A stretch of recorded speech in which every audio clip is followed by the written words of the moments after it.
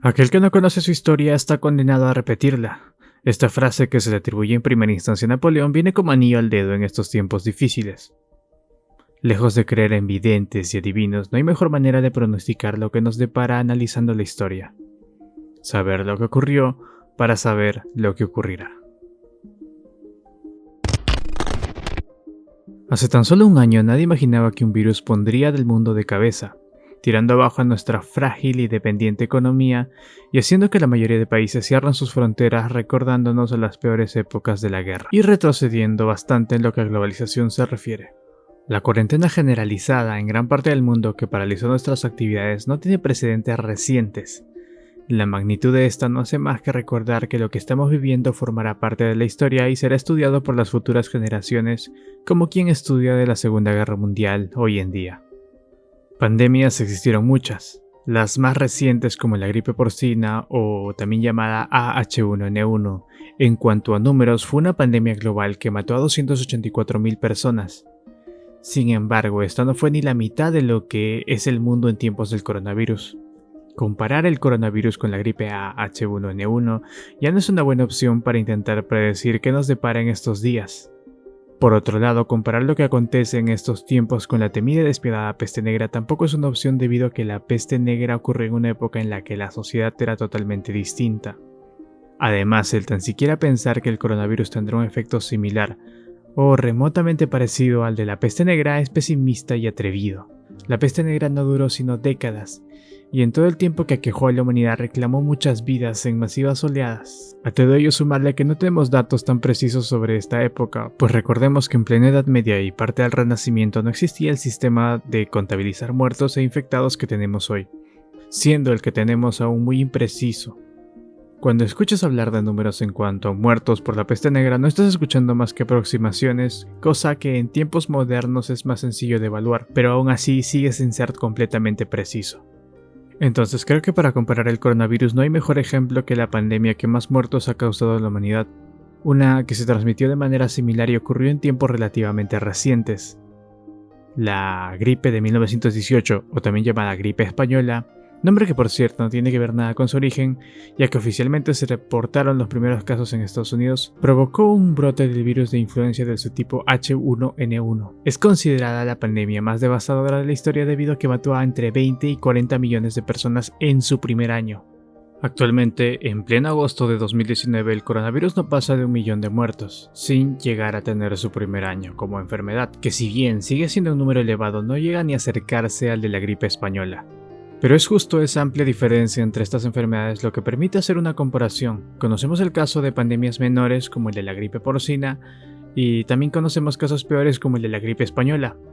Por ende, es probable que la pandemia del coronavirus esté en un punto intermedio, aunque esto solo es una suposición. Muchos comentarios al empezar esta pandemia envejecieron mal. Y pues, ¿qué similitudes existen entre la gripe española y el coronavirus? ¿Qué tan cierto es eso de que vendrá una segunda ola? ¿O existen precedentes que podamos aplicar a lo que sucede en esta época? Vamos a ver. El coronavirus se inició en China, en la provincia de Wuhan, y en cuanto al paciente cero, es decir, el primer infectado, no se tiene del todo claro, muy a pesar de lo que diga el gobierno chino. Se habla de brotes mucho antes de lo que el Partido Comunista Chino quiere admitir. Sin duda, estas cosas son algo que en algún momento se tendrá que aclarar, muy como la Unión Soviética ocultó el accidente de Chernóbil. Es probable que sepamos la verdad dentro de algunos años, quién sabe. Por otro lado, la gripe española se inició oficialmente en Kansas, Estados Unidos. Y aunque muchos historiadores no están de acuerdo con esto, algunos señalan que la gripe española pudo originarse en Asia y que fue llevada a Estados Unidos por unos soldados chinos que empezaron a transmitir el virus, según el historiador Mark Hemrys. Esto explicaría por qué China tendría una menor tasa de fallecidos producto de esta pandemia.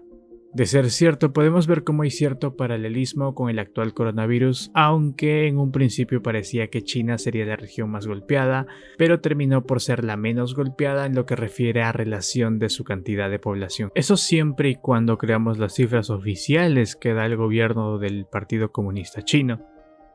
Como dato adicional, cabe decir que la peste negra también se cree que empezó en Asia. ¿Esto significa que la mayoría de virus mortales surgen en Asia? Pues no necesariamente, pero es curioso mencionarlo. Podría deberse tal vez a que Asia fue y es la región más poblada del planeta, ya que 1 de cada 3 personas de este planeta viven en Asia.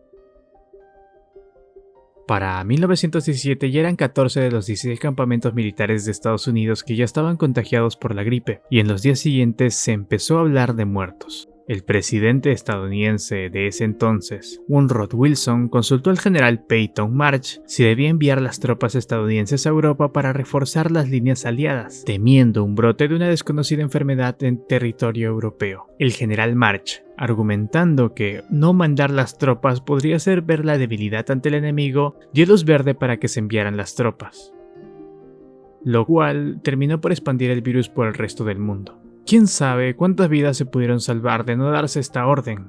Quizá la gripe española nunca hubiera salido de Estados Unidos, o le habría dado más tiempo al mundo para que se preparase para lo que vendría.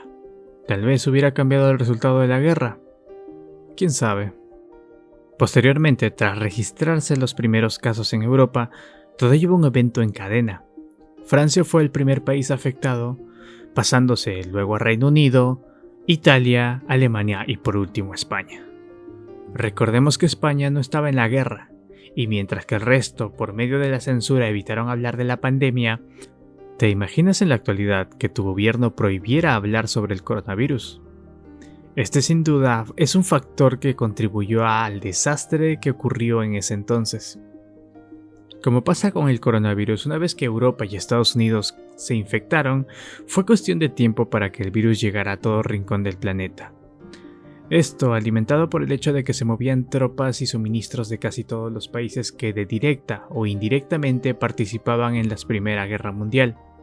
En cuanto al coronavirus, supongo que no hace falta mencionar demasiado. Todos o casi todos estamos al tanto de cómo se inició esta pandemia.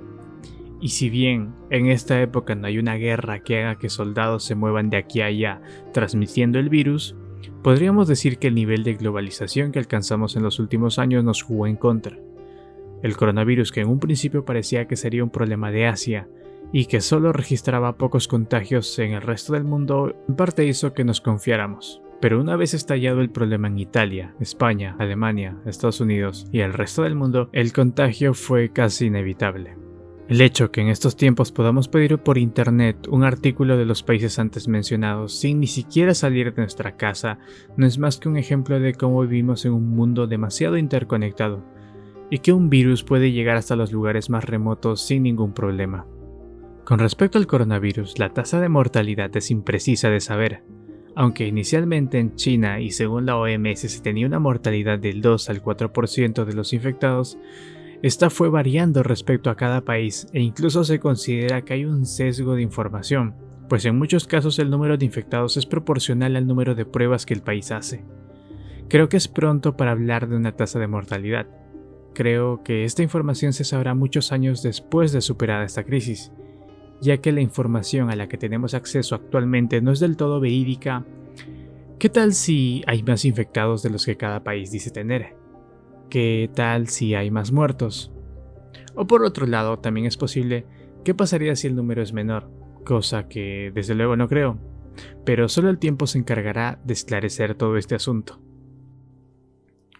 Aún así, si tomamos las cifras que nos da Google, de unos 16 millones de casos y unos 600.000 fallecidos, y hacemos una sencilla comparación para hallar el porcentaje de mortalidad de los infectados contabilizados, nos damos cuenta que entre un 3.75% de las personas que se infectan, y repito, esta es una aproximación súper sencilla y los números pueden variar al futuro.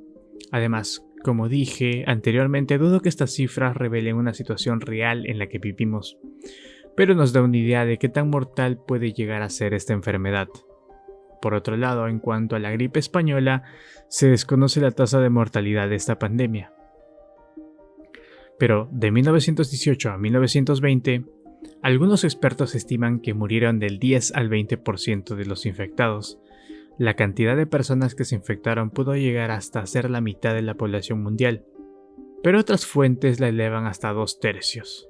Esta tasa de letalidad significa que entre un 3 a un 6% de la población murió. Pero el número varía mucho respecto a todos los países.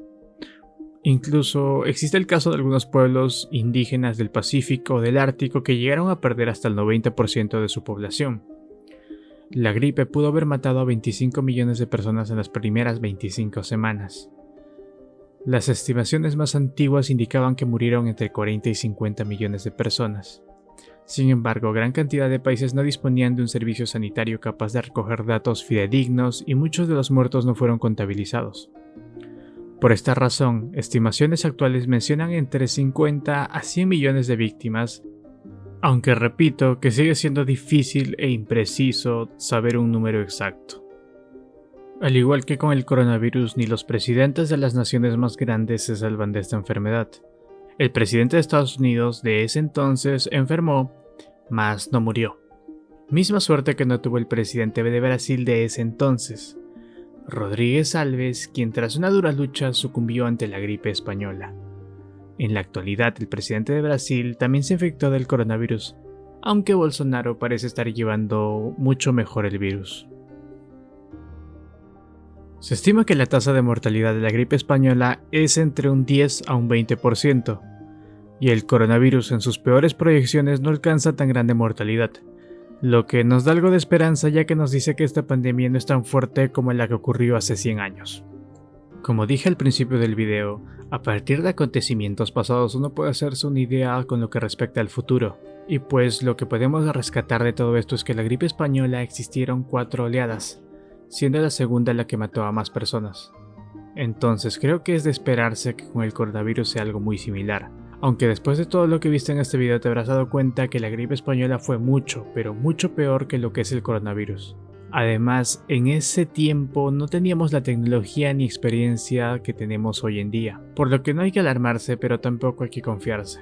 Este video no está hecho más que para entender cómo es que se comportan estas pandemias en la humanidad, y en parte para, de cierta manera, dar esperanza y recordar que como especie humana o como civilización enfrentamos peores momentos.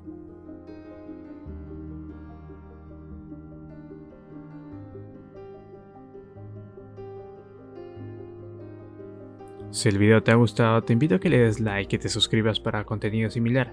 Yo soy Leonardo y hasta un próximo video.